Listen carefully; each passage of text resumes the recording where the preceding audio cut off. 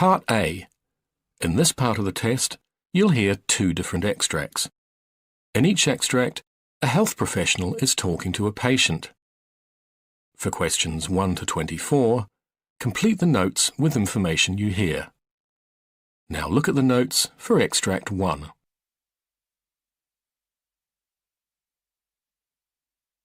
Extract 1, questions 1 to 12. You hear a gastroenterologist talking to a patient called Andrew Taylor. For questions 1 to 12, complete the notes with a word or short phrase. You now have 30 seconds to look at the notes.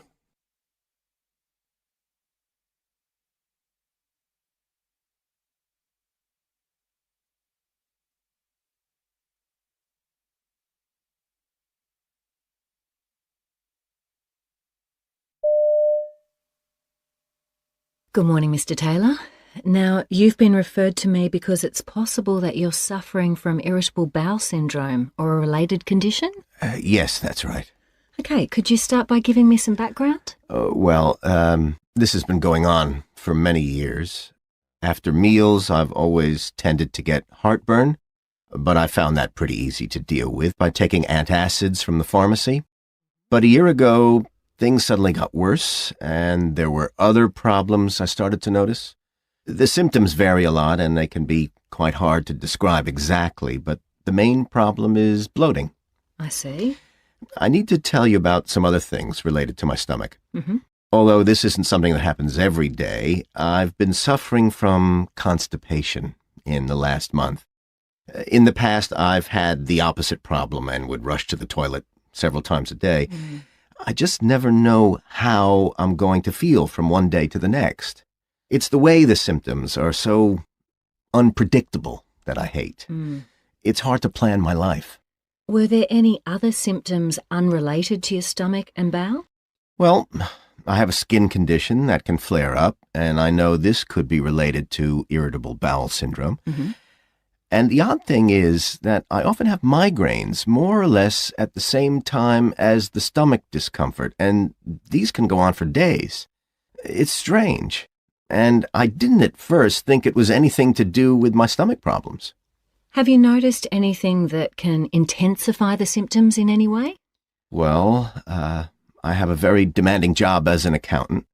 I don't know whether this has a bearing on anything, but there's a chance I might lose my job in a reorganization of my department, so that's obviously something that's making me anxious. I don't know what's going to happen. What's the worst effect the condition has on you? The problem isn't just that it's nearly always on my mind unless there's some pretty big distraction, but also that it's so draining. What I mean is I often feel that I've got no energy at all. I just want to sit around and do nothing when I get home from work, to be honest. I go to bed tired, but I'm frustrated because I have insomnia much more than I ever did before.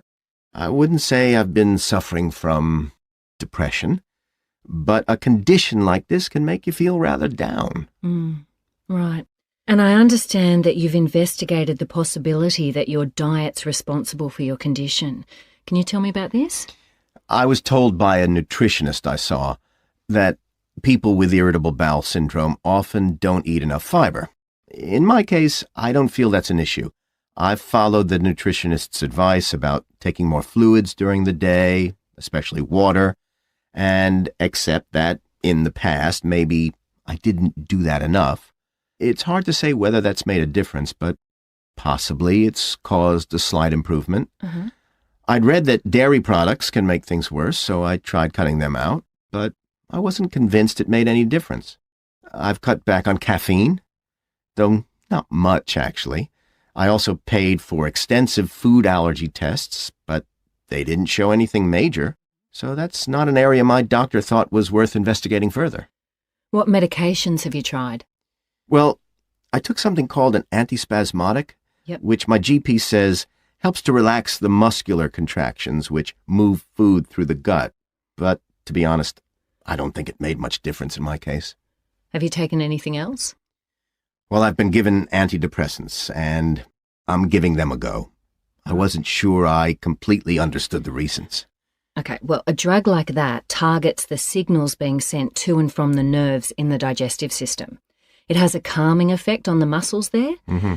Do you find that this drug was effective? Yes, I'd say it was on the whole.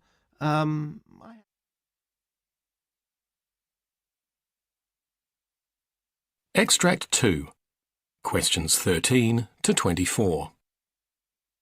You hear a hospital neurologist talking to a new patient called Kathy Tanner. For questions 13 to 24, complete the notes with a word or short phrase.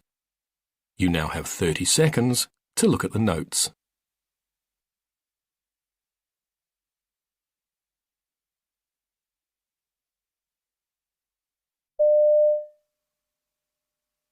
Hello, Mrs. Tanner. Pleased to meet you. Hello.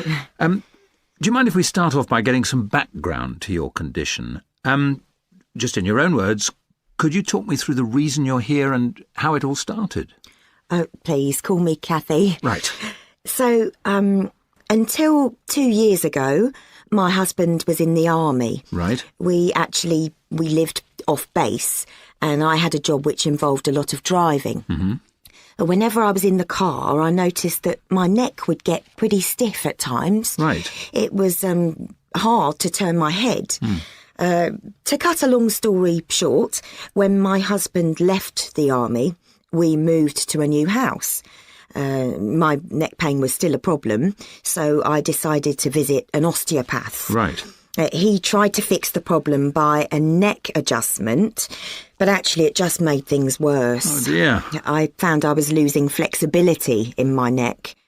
I began to use a heat pad, which did help at first. Good, but was not for long? No. About a month or two on, I started to get this sort of feeling that something was pulling my head over towards my right shoulder. Right. It was painful and embarrassing because I couldn't keep my head straight. Of course. I'd managed to hide it from everyone around me until then. About this time, one of the doctors I'd seen thought physiotherapy might help and sent me to a nearby clinic. Mm-hmm. So I started going in regularly for treatments.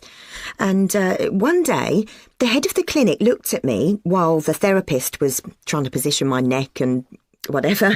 And he said, "You know what your problem is, don't you?" And I replied that I didn't. And he told me that I had spasmodic torticollis, and I had no idea what that was. So what happened then? So he says, "Oh, it's untreatable. You just have to learn to live with it." I went home in pain, feeling depressed and hopeless. Yes, of course. He was just so unsympathetic and unhelpful. Well, I'm sorry to hear this. Thanks.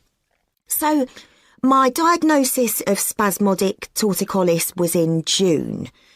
So I began to research, what I could do. I tried chiropractic treatment until December. It cost a fortune, but did no good. Oh, dear. The pulling and pain continued to increase. I saw a couple of neurologists, and I was put on a drug called baclofen. But it really didn't make any difference. Yes, that wouldn't do much for your condition. Oh, right.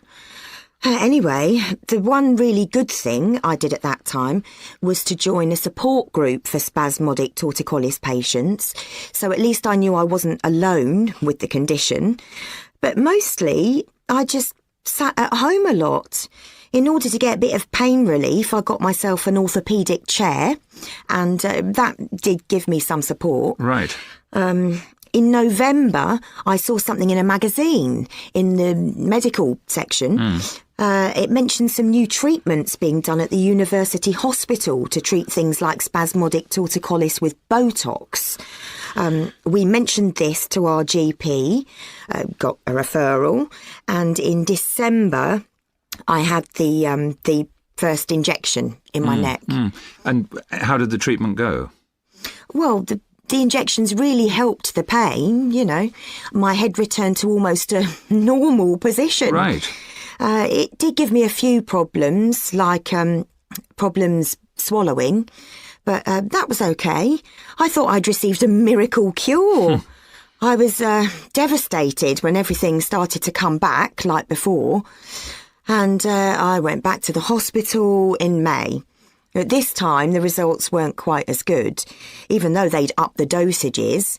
I ended up having 9 lots of injections, plus the, various oral medications. So I can't remember what they were. No, it doesn't matter. But nothing really made much difference. I just got more and more confused, and loss of memory became a problem too. Just for pain relief, they ended up giving me a pump so I could give myself morphine.